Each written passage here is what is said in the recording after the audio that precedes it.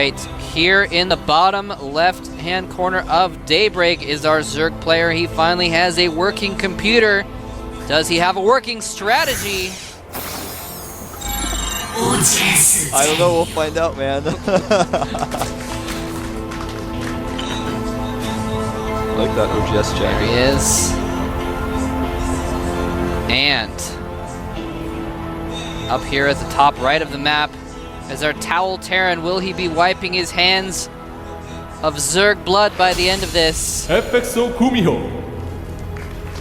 FXO GuMiho. Yep. Not playing Zerg, as was previously wondered, rumored. Have you ever played NetHack Wolf? No, I've not. I've heard of this game, though. It's an old roguelike game. It's just like, actually, in its pure form, it's an ANSI game, ANSI. Yeah. I figured that's what it was. So it's just like, you know, your character's an @ sign and moves around, and the enemies are different colored letters and stuff. Oh, that's really anyway, cool. I've played a lot of it. It's a very, very difficult game. I'm actually proud to have beaten it several times, but the towel is actually a very important item to have in that game. It doesn't seem like it would be, but maybe GuMiho is a NetHack player, and he's like, you know what? If I have my towel in NetHack, I can wipe my eyes off if I get hit by something that blinds me. If I have a cursed tin that makes my hands slippery so I can't hold my weapon, I can wipe my hands off. And if I have the ability to see things when I'm blind, I can actually wrap the towel around my head and use my telepathy to find the enemies. So the towel is a very, very powerful item. A versatile towel. It's a very powerful item in NetHack, so maybe that's why GuMiho is the Towel Terran. Well, I'm gonna check that game out, man. I'm gonna have to ask GuMiho about it. It's actually like the most frustrating game to play. And GuMiho's fast expanded, by the way.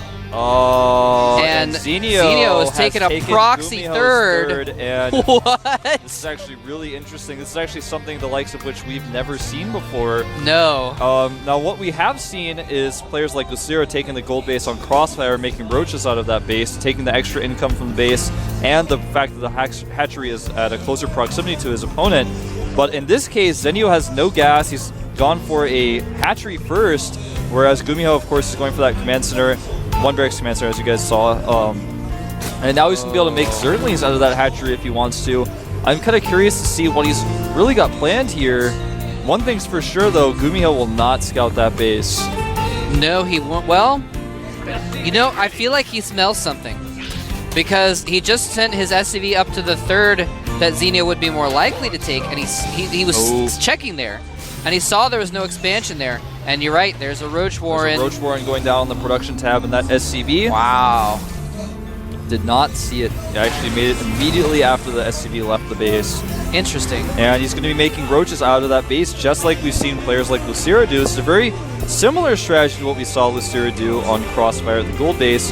In this case, he's going to have the extra mining from his natural, and is going to use the base just for making those roaches. And this is going to be perfect for Zenio, because GuMiho is getting a second factory and he's getting a reactor. He's going to go like three triple production Hellions or something like that. And roaches are quite good against Hellions. And roaches own Hellions' you know what faces. Else roaches are good against? Only 3 Marines being out with no bunker. Yeah. And there is going to be a switch here. He's going to actually perhaps use a double reactor. Ooh, cancel that reactor, and he's going to remake another one. A bit of a mistake there. That wasn't actually necessary. Well, that means it's even longer that he's not making Marines, because he's using the barracks for all of his add-on production. And yeah, GuMiho is actually just going to die here. And he's actually larva injected this hatchery with the queen he's made there. He's actually going to wait until he has another round of larva. He's going to spend all of that larva on roaches and then attack. Yep. It's actually such a cool strategy by Zenio, the likes of which, like I said, we've never seen before. We have never seen its likes. And really cool. Yeah, only Hellions coming out right now from GuMiho. And there is a bunker up at the natural expansion. There's only going to be 3 Marines in it. It's possible if he repairs like crazy, he could hold off and not die. But when he does, he's going to lose so many SCVs in the process that he'll die in the long game probably. And there is... And Zenio is actually going to make a spine here and start pushing spines up with this as well. The Hellions are moving out. That's a lot of Hellions. There's only 1 spine back. This actually could go poorly for GuMiho. And look at this, +1 weapons on the way for vehicles coming out for GuMiho very quickly. But here come the first roaches. Oh, and there's the bunker. He needs to repair it so fast. All the SCVs coming off the line. It is so low on health. The bunker being repaired by so many SCVs. He's going to hold this, I think. Is just barely keeping it alive. And he does hold it. Now the Roach is going around the side. Hellions coming back as well. And Hellions just going to catch reinforcements here. Stop the creep. He actually killed the creep tumors that were being made by Zenio. Oh, nice. And Zenio's roaches are now cornered back here. He stopped GuMiho's mining. Remember, he's still mining back at his natural. But even so, these roaches are somewhat useless at this point. This is not how I expected this to go, man. No. The Roach is being so timid against the Hellions instead of killing them off. He's going in for another attack on the bunker. He does repair it in time. Hellions coming in, even though they don't do well against roaches, there's just so many of them, they can just actually kill roaches. Yeah, and you know what's going to happen actually very soon after this is those very same Hellions with some new Hellion friends, 3 of them are going to pop out right now, and +1's going to finish. And he's actually just going to attack the base of Zenio, and Zenio's going to die. Yeah. Zenio back at his main base. He's got a few Zerglings out. He's got 9 Zerglings out without speed. He's got 1 Spine Crawler and a Queen back at his natural. That's all he has. Now, GuMiho is going to be reluctant to move out with his Hellions right now because these Spines are creeping towards his base. But I think he's just going to go for it. In fact, here he goes. Sending those Hellions out. Some Roaches are going to sneak into the natural at the meantime. And it looks like he's going to turn his Hellions around, actually. Yeah, this is just what Zenio wants. That's exactly what he wanted, is to try and keep him from going and killing his base there. Zenio making still more Roaches. He's got some Roaches back at his main, so he actually could theoretically hold this off, and he's actually moving the Spines into position. He's actually going to take out one of the Spines with the Hellions, and there's just not enough Roaches to deal the damage, so these Hellions are going to take out yet another Spine. Yeah, the Roaches and the Queen and the Spines actually did kill several of the Hellions, but now it's all been cleaned up, and the mining is actually going to have to stop in this base. Of course, Roaches did mine from that third base expansion there. GuMiho's not going to be able to take a third for a while with all the creep that's lurking around here, but surprisingly, GuMiho's still not actually sending his Hellions right away to attack the base of Zenio. Now, Zenio's got 2 Spines back up at home. He's got still those 9 Zerglings out and a Roach hanging out down there now, too. You guys can see all those. A few Roaches, 3 Roaches. The Roach trio. And a lair is on the way, but here come those Hellions. Even so, though, there's quite a few roadblocks to those Hellions. Yeah, he did supply block Zenio for a second by floating that barracks to spot the Overlord and kill it with the Marines. But yeah, that third base is going to be taken out. Third base of Zenio's, rather. GuMiho, I don't think he's quite going to be able to get in here. But he does have a medevac. Oh, he could just elevator them up into the main, and he's going to do that. And Zenio, I don't think, has vision of this. No, he does not. Here they come. Oh no, so much damage is going to be done. Oh, he lines up all of his drones. Oh, so many drones being taken out. Remember, these Hellions have +1. And there's more Hellions in the front, though. Are they going to charge in? No, he does not go in from both angles. Actually sends his Hellions around to check for a possible new third base of Zenio, and does see that it has started but does not attack it. He's actually going to have +2 weapons on the Hellions in just a second. We didn't even mention this. There's another third base down the bottom right. There's a 4th base now going up for Zenio. Zenio has his hatchery versus Hellion strategy here. I mean, Hellions take so long to kill hatcheries if he just hides a bunch of them around the map. He can't kill all of them. There's the normal third base location being assaulted. In the main, though, we do have a Hellion drop and a lot of drones stacking up here, but he does chase the medevac away. That third has been taken out.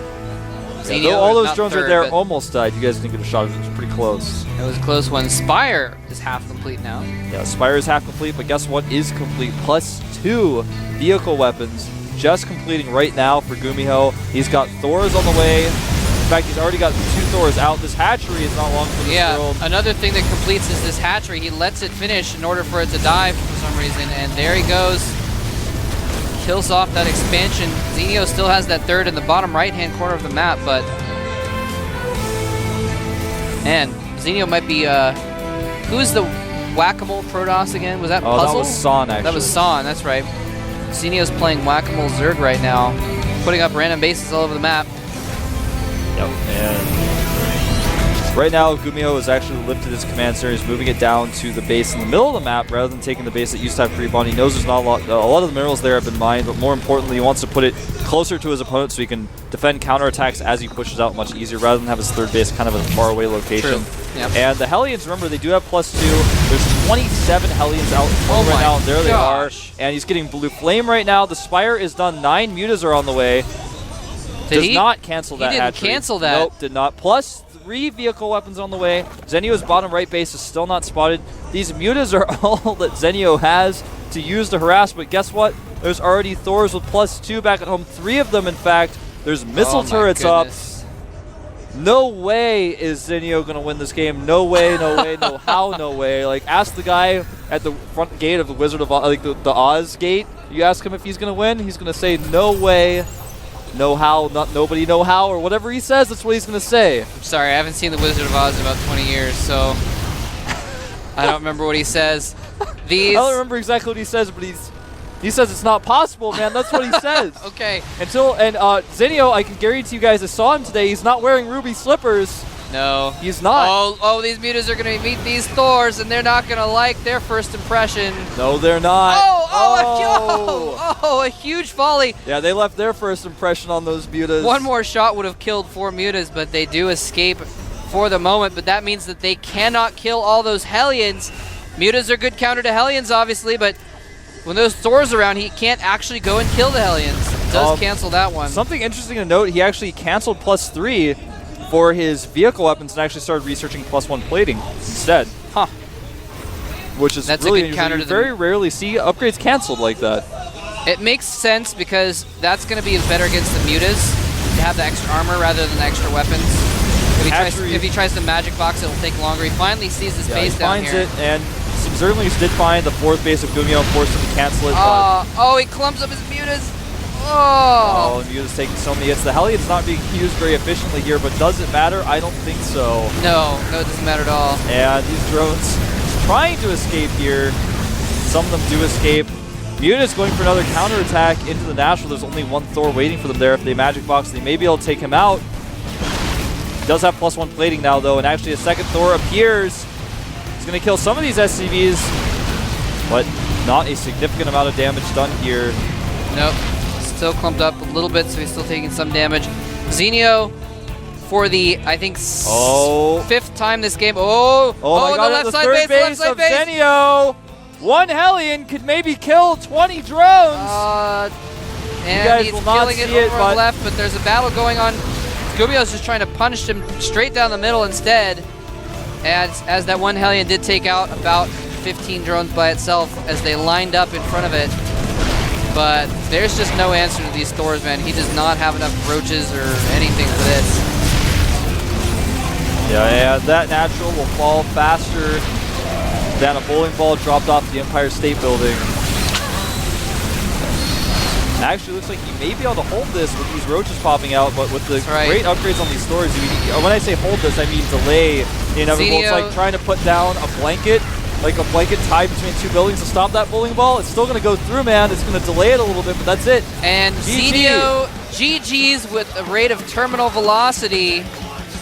And there is the winner, GuMiho, who at the very beginning were like, oh man, he's going to have 10 roaches, and all he has is 3 Marines and Hellions that suck against roaches. He's going to die, and he just had 1 bunker. That 1 bunker won him the game because he just repaired that bunker and held off the roaches until he got enough Hellions to deal with it. You know what was weird was that Zenio actually mined from that base, first of all. Yeah. He didn't even have full saturation as Natural. Yeah, that was a little weird. Secondly, he actually made a bunch of spines there and tried to creep push up there. He put so much effort into this little attack that, in my opinion, once the roaches came and saw the bunker and they were like, oh, this isn't really doing damage, yeah, hide a few roaches behind the minerals, kill some SCVs there, poke off some of the SCVs that are repairing the bunker.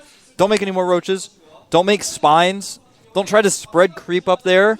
Yeah, no. Maybe make drones there and send them back to your Natural and, try to buy time with the roaches so you can get your Natural defenses back up. But don't commit that much to that attack that's obviously no longer going to work. Yeah, no, that's what you have to do.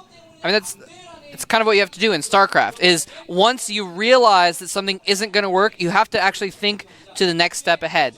And you have to use what you've made to distract them long enough while you switch into something else. So if you have like an all-in attack or a rush, that fails, what you have to do is just use it to pressure while you switch into economy, because once it's failed, it's not likely. Occasionally, sure, you can just make another round of units, and occasionally, sometimes you'll be able to actually make it work just by sheer force of will. But usually, once it's been stopped, it's been stopped. Yeah, usually, yeah. And you need to switch up and go economy or go something else. Also, when you attack a bunker, this is actually a tip for a lot of people out there. When you attack a bunker that's being repaired, what you should do is, instead of just repeatedly right-clicking on it, because it's not actually going to help, which is what Zenio was doing. Go for the SCVs. If you go for the SCVs for one, or you click on the bunker with your mouse and you look at the hit points. If the hit points are going down steadily, then you continue to attack it. If they're not, then you don't lose 5 more roaches trying to kill it, because that's not going to work. Yeah.